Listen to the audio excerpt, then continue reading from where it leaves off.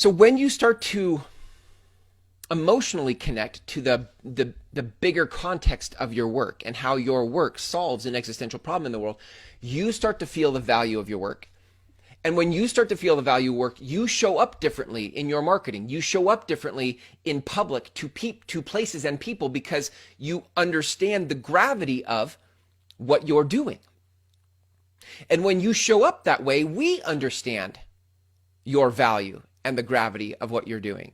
And so we take you more seriously. And when we take you more seriously, we're willing to pay you more. Now, value doesn't necessarily have to be equated to dollars.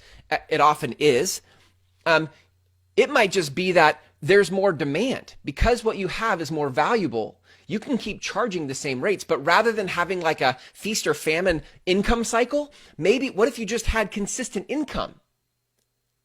You could charge the same rates you charge now, but what if there was a line out your door? And the line out your door is because of the value that you bring to people, because of the context or the size of problems that you're solving in the world.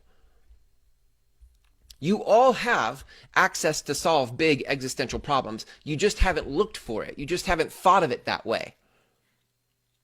Let's go back to the massage therapist example, right? If you were a massage therapist, right? How in the world does massage therapy solve the existential problem of people fighting with each other? I think that's pretty clear. When you start to love yourself, so what happens is, by the way, this is how, let's do a little exercise. This is how this can work. You might start to play with, well, what are the problems? What I know is when I'm wound up physically, mentally, and I can't let things go, I make bad decisions. I fight faster. I get into arguments easier. So when I'm able to center, when I'm able to go inside for peace and calm and presence, I make better decisions. I'm less reactive, more responsive, and that exactly solves that problem. Let's say you were a coffee shop. This is a really weird one now. Let's say you were a coffee shop. I don't typically work with coffee shops, right? But let's just use the example. How in the world does a coffee shop solve the existential problem of people fighting with each other? You can already connect those dots, can't you? So let's just do it together. One of the things that happens at a coffee shop is people come to meet together, right? Hey, let's grab coffee. And so coffee happens. And sometimes coffee shops can become this center in a community.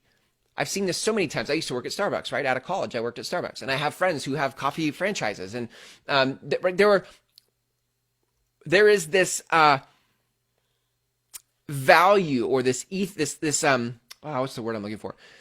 There's this thing that happens inside a coffee shop with relationships and conversation. And if you believed that conversation, by talking to each other, we actually put ourselves in a position to understand one another, all of a sudden you can now see how a coffee shop could contribute to the solution of helping people stop fighting, because you're creating community and connection. So this is, by the way, this is access to, when you go through this thought process and you start to connect what you do to the existential problem in the world, it is access to you solving bigger problems.